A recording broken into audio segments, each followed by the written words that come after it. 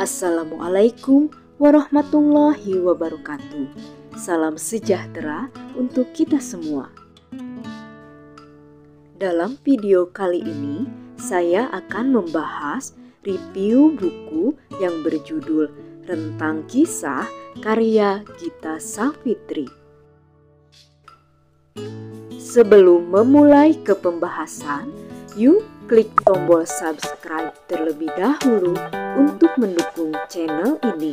Terima kasih.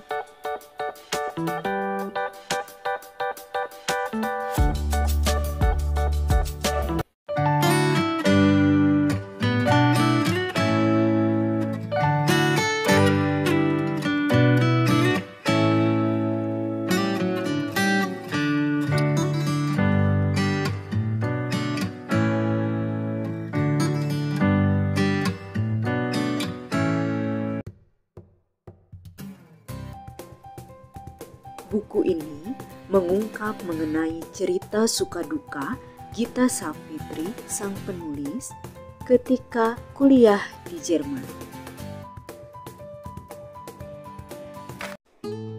Cerita bermula dari diterimanya Gita Savitri di kampus Institut Teknologi Bandung yang keren dan jadi impian sejuta umat. Justru reaksi ini yang didapat Gita Savitri Devi, seorang konten kreator di buku Rentang Kisah dari Sang Ibu. "Kamu mau kuliah di ITB atau di Jerman?" ucap sang ibu. Reaksi yang bikin kaget dan berbeda dari harapan. Sang ibu memang lebih ingin anaknya kuliah di Jerman, tempat sang ibu dan ayahnya tinggal selama beberapa tahun, atau jurusan teknik perminyakan yang ketika kerja lulusannya bisa dapat gaji puluhan juta rupiah per bulan. Gita merasa dilema dan seakan berada di jalan buntu. Ia sudah diterima di jurusan yang ia mau.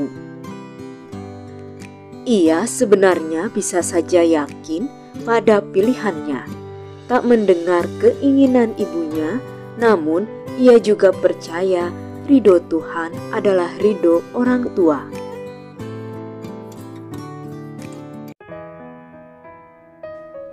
Belajar ikhlas.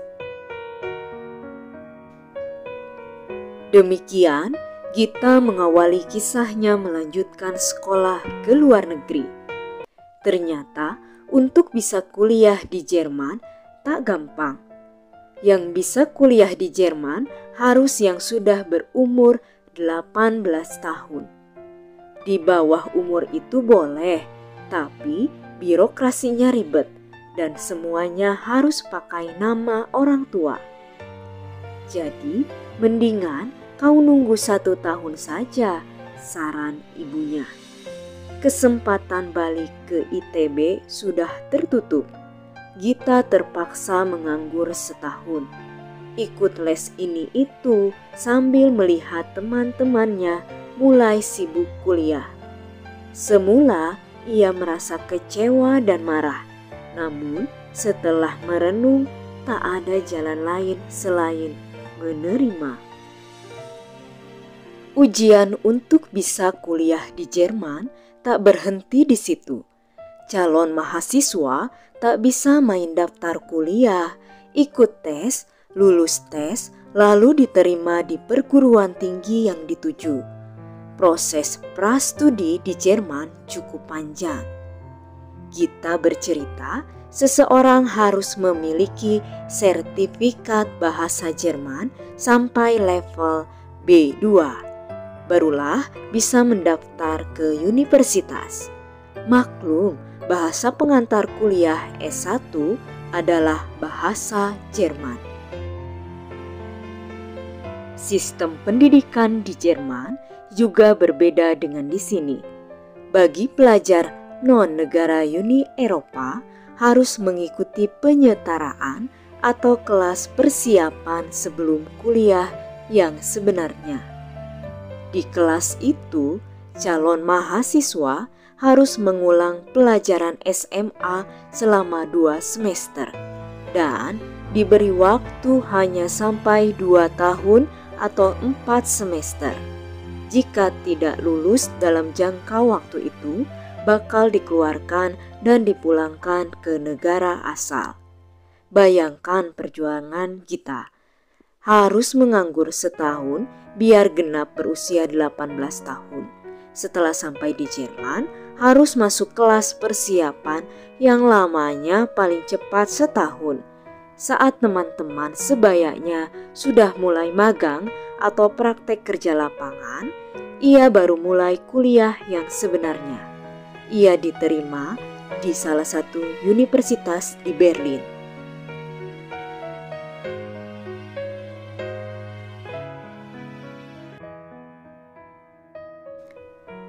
Menemukan Tuhan dan cinta. Di buku Rentang Kisah, Gita mengisahkan proses jatuh bangun kuliah dan tinggal di Jerman.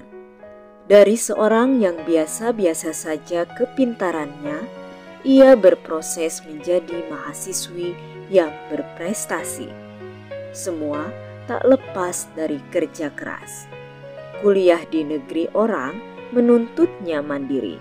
Setiap persoalan dicari sendiri solusinya, karena guru atau dosen tak bertugas menyuapi murid atau mahasiswa. Sangat berbeda dengan di Indonesia. Tentu saja persoalan yang dihadapi bukan cuma perkuliahan. Hubungan asmara jarak jauhnya kandas. Berhari-hari ia menangis, merasa kecewa dan dihianati. Sampai akhirnya ia terlalu lelah untuk menangis.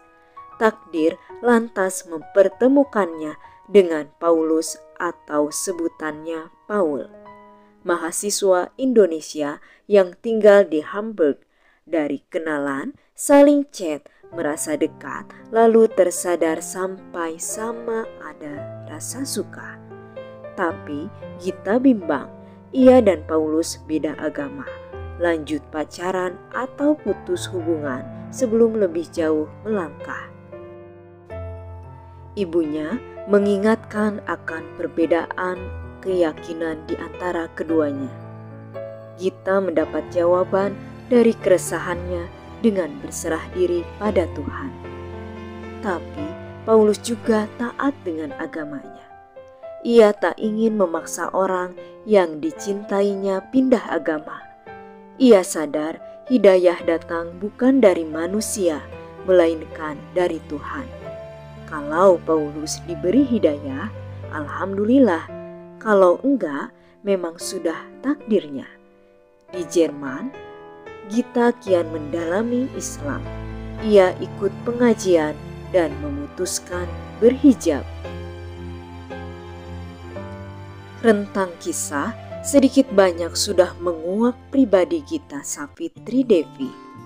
Kalau kamu followersnya di YouTube atau medsosnya yang lain, buku ini wajib kamu baca.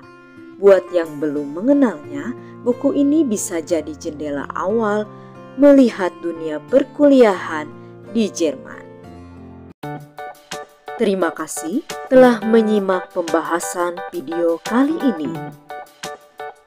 Untuk kamu yang belum klik subscribe, yuk tekan segera tombol subscribe-nya. Terima kasih. Wassalamualaikum warahmatullahi wabarakatuh.